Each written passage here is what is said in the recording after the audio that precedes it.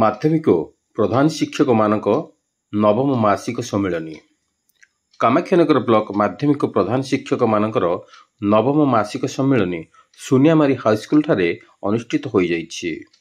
ଗୋଷ୍ଠୀ ଶିକ୍ଷା ଅଧିକାରୀ ସରୋଜ କୁମାର ସାହୁଙ୍କ ଅଧ୍ୟକ୍ଷତାରେ ଆୟୋଜିତ ଏହି ସମ୍ମିଳନୀରେ ବ୍ଲକ ଅନ୍ତର୍ଗତ ସମସ୍ତ ମାଧ୍ୟମିକ ବିଦ୍ୟାଳୟ ପ୍ରଧାନ ଶିକ୍ଷକ ଶିକ୍ଷୟିତ୍ରୀମାନେ ଯୋଗଦେଇ ଆଲୋଚନାରେ ଅଂଶଗ୍ରହଣ କରିଥିଲେ।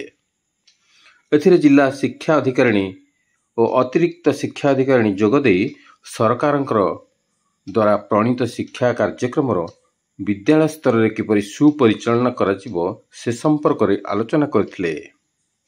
ଏସ୍ଏମ୍ଡିସି ସଦସ୍ୟ ତଥା ଶିକ୍ଷାବିତ୍ କେଶବ ଚନ୍ଦ୍ର ପରିଡ଼ା, ମୋ ସ୍କୁଲ ଅଭିଯାନ ସଭାପତି ବିକ୍ରମ ସାମଲ ବିଦ୍ୟାଳୟର ବିଭିନ୍ନ ସମସ୍ୟା ସମ୍ପର୍କରେ ଦୃଷ୍ଟି ଆକର୍ଷଣ କରିଥିଲେ। ଉପସ୍ଥିତ ପ୍ରଧାନ ଶିକ୍ଷକ ଶିକ୍ଷୟିତ୍ରୀମାନେ ଆଲୋଚନା ପ୍ରସଙ୍ଗରେ ଗଠନମୂଳକ ମତଦାନ ପ୍ରଦାନ କରିଥିଲେ। ଅନ୍ୟମାନଙ୍କ ମଧ୍ୟରେ ବିଓ କୃଷ୍ଣଚନ୍ଦ୍ର ଭୋଇ, ଅମ୍ବିକା ସାହୁ ଓ ଗଣେଶ୍ୱର ବେହେରା ପ୍ରମୁଖ ଉପସ୍ଥିତ ଥିଲେ।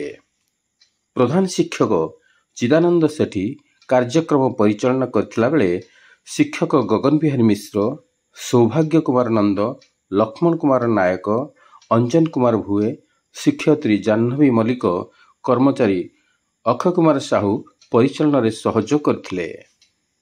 କାମାକ୍ଷାନଗରରୁ ତରୁଣୀ ସେନ ବାରିକଙ୍କ ରିପୋର୍ଟ, ଅଷ୍ଟକିଳା ନ୍ୟୁଜ।